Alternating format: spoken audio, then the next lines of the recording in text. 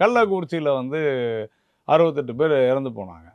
அந்த காவல்துறை கண்காணிப்பாளரை ஏன் நீங்கள் வந்து இடைநீக்கம் பண்ணீங்க? அவருமா வந்து சரக்கு குடிச்சிட்டாரு இல்லையா? இல்லை இல்லைல்ல, இல்லை அவர் கரெக்டாக தான் இருந்தார். ஆனால் அவருடைய எல்லையில் ஒரு தவறு நடந்திருக்கு. அதே தானே இதுவும். அப்போ கள்ளக்குறிச்சியில் இருக்கக்கூடிய காவல்துறை கண்காணிப்பாளரை நீங்கள் அவங்களாம் நீக்க முடியும். ஆனால் கரூரில் ஏன் நீக்கலை நீங்கள்? இங்கேருந்து நீங்கள் நைட்டு 1 மணிக்கு போனீங்க, நாங்கள் வரவேற்கிறோம்.